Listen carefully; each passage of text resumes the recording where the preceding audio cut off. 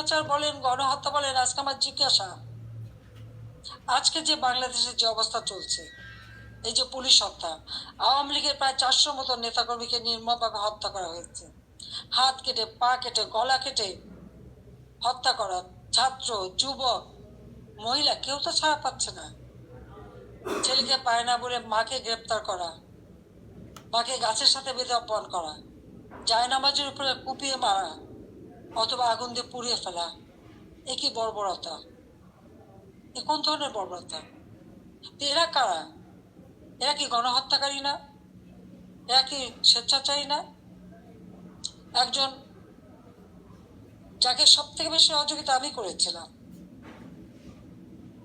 গ্রামীণ ব্যাংকের ম্যানেজারের পদ, 6,000 টাকা বেতনের চাকরি 90 সালে পেয়েছিলেন। আমি 96-তে সরকার আসার পরে এই গ্রামীণ ব্যাংকে 400 কোটি টাকা দিয়ে এই গ্রামীণ ব্যাংকটাকে আমি দাঁড় করিয়ে দিই। শুধু তাই না, গ্রামীণ ফোনের ব্যবসাটাও ওই ডক্টর ইউনূসকে দিয়েছিলাম। আমার কাছে বারবার ধর্ণা দিয়েছিল, বলেছিল ওখান থেকে যে লাভ হবে সেই লাভের অংশ যাবে গ্রামীণ ব্যাংকে।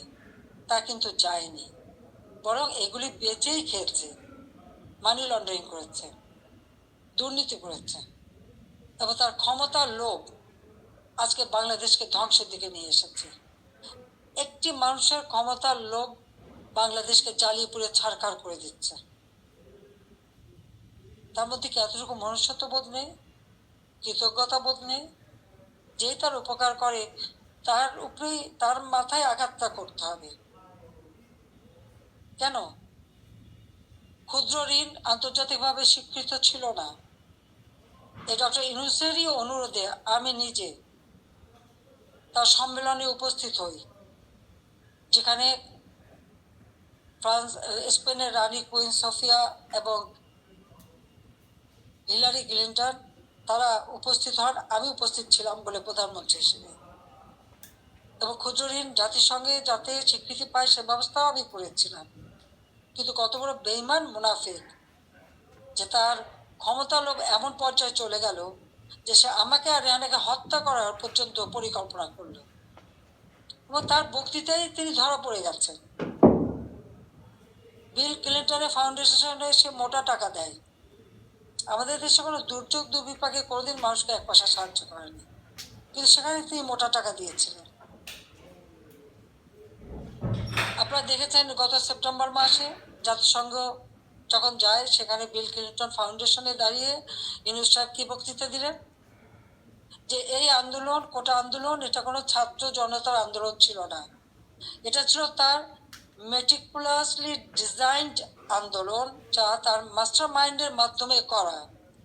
ওই মাহফুজ আলমকে তার পরিচয় করে দিয়েছিল মাস্টার মাইন্ড হিসেবে। তার অর্থটা কি?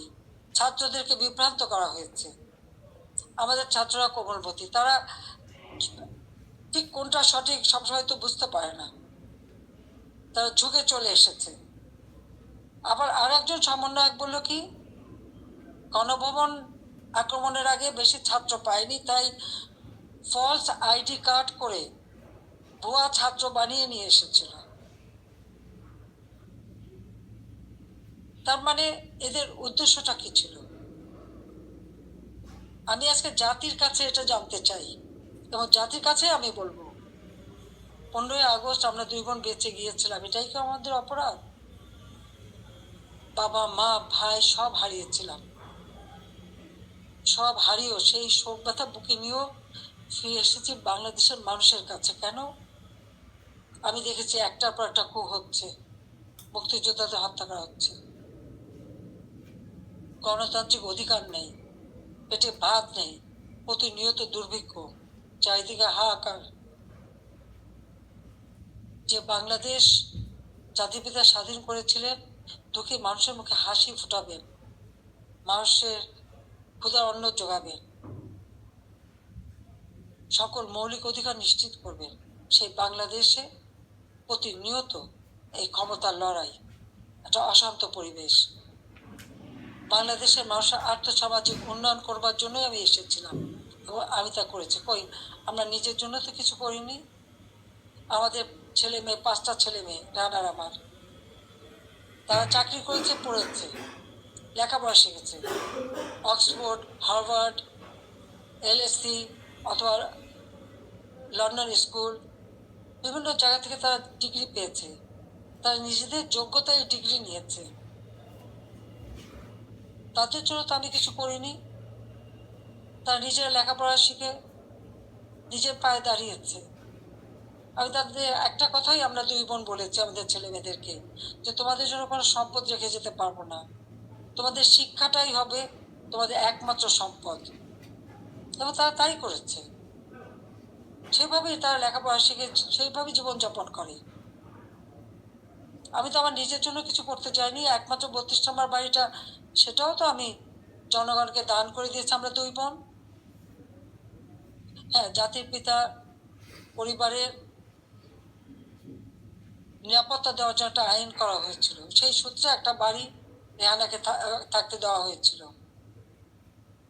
আর আমার স্বামী, তিনিও চাকরিজীবী নিউক্লিয়ার সায়েন্টিস্ট ছিলেন, তার একটা বাড়ি 5 নম্বরে, যেটা জয়পুতুলের।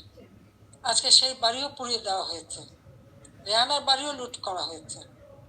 আর গণভবন তো সরকারি, সেটা ভাঙা চোরা লুটপাট 2 হাতে লুট করা হয়েছে। এমনকি ডক্টর ইউনূস নিজেই ওখানে চলে গেছেন তার সমন্বয়দের সাথে নিয়ে, উপদেষ্টাদের সাথে নিয়ে, তিনিও বোধহয় লুটপাট করতে গিয়েছিলেন। আর 32 নম্বর, এটা তো আমরা কোনো ব্যক্তিগতভাবে ব্যবহার করিনি। মিউজিয়াম সারা বিশ্বের অনেক বড় বড় নেতারা এসেছেন, রাষ্ট্রপ্রধান এসেছেন, সরকার প্রধান এসেছেন, ওই বাড়ি ভিজিট করেছেন। আজকে সেই বাড়িটা ভেঙে ফেলা হচ্ছে কেন? বাড়িটার কি অপরাধ? ওই বাড়িটাকে কেন এত ভয়? আমি দেশের মানুষের কাছে আজকে বিচার চাই, আমি দেশের জনগণের কাছে বিচার চাই। বলুন আপনারা, আমি কি আপনাদের কিছু করিনি? আমি কি আপনাদের অন্য বস্ত্র, বাসস্থান, চিকিৎসার ব্যবস্থা করে দেয়নি? আপনাদের ঘরে আলো জ্বালিনি? আপনাদের ছেলেমেয়ে লেখাপড়া শিক্ষার ব্যবস্থা করিনি? রাস্তাঘাট, পুল, ব্রিজ করে আপনাদের যোগাযোগের ব্যবস্থা, কর্মসংস্থান ব্যবস্থা করে দেয়নি? তাহলে কেন এই অপমান? কেন এই বাড়িটা ভাঙা হবে? এই বাড়ি থেকে তো স্বাধীনতার ঘোষণা দিয়েছিলেন জাতির পিতা, আর স্বাধীন দেশ হয়েছিল বলেই তো আজকে বাংলাদেশ এত উন্নত হয়েছে। তাহলে এই বাড়ি কারা ভাঙে? আমি আপনাদের কাছে, দেশের জনগণের কাছে বিচার চাই। আমি ছাত্র সমাজের কাছেও এটা বলবো, যে যারা বিভ্রান্ত করে তোমাদেরকে বিভ্রান্তির পথে নিয়ে গিয়েছিল, ওই সাধারণ ছাত্রছাত্রীদের প্রতি তো আমাদের কোনো রাগও নেই, কোনো অভিযোগও নেই। কারণ আমি জানি তোমাদের এই বয়সটাই এরকম, কিন্তু সকলে তো এর মধ্যে ঢুকে নিত। যারা আজকে এই ধরনের ধ্বংস করছে, যারা মানুষ হত্যা করেছে, তারা তো খুনি হিসেবে চিহ্নিত হবে। এখানে সাধারণ ছাত্রছাত্রীদের কোনো দায়বদ্ধতা নেই। কাজে আমি মনে করি যে এর থেকে সাধারণ ছাত্রছাত্রীদের দূরে থাকা ভালো, এদের এই ধ্বংস যজ্ঞে যেন অংশ না নেয়, বরং লেখাপড়ার পরিবেশ ফিরে আসুক, আরো উন্নত জীবন তোমরা পাও, আমি সেই দোয়াই করি। কিন্তু যে ইতিহাস আমাদের রক্তের অক্ষরে লেখা, সেই ইতিহাস ভুললে পরে নিজেদের অস্তিত্ব থাকবে না। সেই ইতিহাস ভুললে পরে আমরা বিশ্বে মাথা তুলে দাঁড়াতে পারবো না, চলতে পারবো না। 15ই আগস্টের পরে আমরা পারতাম না। খুনের জাতি হিসেবে পরিচিত ছিল এই দেশ, ভিক্ষার জাতি হিসেবে পরিচিত ছিল, প্রাকৃতিক দুর্যোগের দেশ হিসেবে পরিচিত ছিল।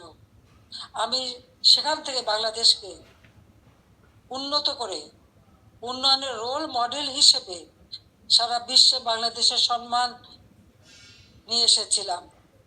সারা বিশ্ব বাংলাদেশের উন্নয়নকে বিস্ময় বলে পরিচয় করত, তারা বিস্ময় বলে স্বীকার করত। কিন্তু 2024 সালের এই আগস্ট মাস থেকে আজকে বাংলাদেশ আবার সেই ধ্বংসের দেশ। আমার একটা প্রশ্ন, জুলাই 15 তারিখ থেকে যত রকমের হত্যাকাণ্ড, পুলিশ হত্যা, আওয়ামী লীগ নেতাকর্মী হত্যা, ছাত্র হত্যা, শিশু হত্যা, যত হত্যা হয়েছে, কেন ইন্ডেমনিটি দেওয়া হলো? অপরাধ করলে অপরাধীদের শাস্তি পেতে হবে। যারা অগ্নিসংযোগ করা হলো, ওই মেট্রো রেল, তারপরে এক্সপ্রেসওয়ে, ফ্লাইওভার বা প্রত্যেকটা বিটিভি থেকে শুরু করে প্রতিটি প্রতিষ্ঠানে যে আগুন দেওয়া হলো, এবং সেটা সমন্বয়ক একজন বলেছে পুলিশ হত্যা না করলে আর মেট্রো রেলে আগুন না দিলে নাকি বিপ্লব সফলতা। কিসের বিপ্লব? এই হত্যাযজ্ঞ ধ্বংসলীলাই কি বিপ্লব? বিপ্লবের অর্থ বোঝে? তারা নিজেরাই স্বীকার করছে, আর সেখানে তাদেরকে ইন্ডেমনিটি দেওয়া হয়েছে। অপরাধ যারা করে তারাই দায় মুক্তি পায়, আর অপরাধী তাদের বিচার কিন্তু একদিন না একদিন হবেই, এটা সকলে মনে রাখতে হবে। তো আমি আজকে এখানে ছাত্র সমাজ আছে, আমি সবাইকে বলবো অন্তত মনোযোগী হও পড়াশোনায়, নিজের পায়ে দাঁড়াও, নিজের পিতা মাতাকে সম্মান করো, শিক্ষকদের সম্মান করো, নিজের শিক্ষা প্রতিষ্ঠান, এই প্রতিষ্ঠান কোনো জঙ্গিদের হাতে তুলে দিও না। এই শিক্ষার অনেক কষ্ট করেই আমরা শিক্ষার পরিবেশ এনেছিলাম, যেখানে প্রতিদিন বোমাবাজি আর অস্ত্রের ঝনঝনানি ছিল, সেখান থেকে মুক্ত করে চমৎকার পরিবেশ করে দিয়েছিলাম, কোনো সেশন জট ছিল না। কিন্তু আজকে আবার সেই সেশন জট, আজকে আবার একটা দুঃসময় যাচ্ছে। আমাদের এই তরুণ সমাজই পারে এখান থেকে পরিবর্তন আনতে। যে চেতনা নিয়ে লাখো শহীদ রক্ত দিয়েছে, সে চেতনাকে ধ্বংস হতে দিও না, তাহলে নিজেরা বিদেশেও মুখ দেখাতে পারবে না, দেশেও না, মানুষের ধিক্কার ছাড়া কিছু জুটবে না। কাজে সকলে সাধারণ শিক্ষার্থীদের বলবো, তোমরা দেশকে ভালোবাসো, দেশের মানুষকে ভালোবাসো, মানুষের কল্যাণে কাজ করো। আর ওই যারা জঙ্গি সন্ত্রাসী, যারা অগ্নিসংযোগ, মানুষ হত্যা আর এই ভাঙচুর করতে পারে, ইতিহাস মুছে ফেলতে চায়, তাদেরকে ধিক্কার জানাও। আজকে আবার আমি এখান থেকে বিদায় নেবো। তার আগে আমি এটুকুই বলবো, দেশের মানুষের কাছেই আমার জিজ্ঞাসা, যে যারা মানুষ হত্যা করে, যারা ধ্বংসযজ্ঞ চালায়, তারা ফ্যাসিবাদী, না যারা মানুষের কল্যাণ করে, অন্ন বস্ত্র বাসস্থানের ব্যবস্থা করে, ঘরে ঘরে আলো জ্বলে, দেশের মানুষকে উন্নত জীবন দেয়, তারা ফ্যাসিবাদী, তারা স্বৈরাচার? এটা দেশের জনগণই বিচার করবেন।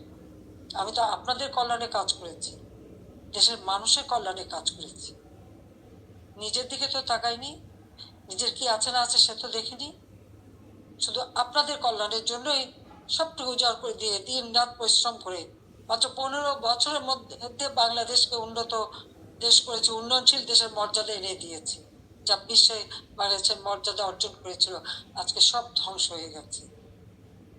তবে আমি এটুকু আশাবাদী, হ্যাঁ,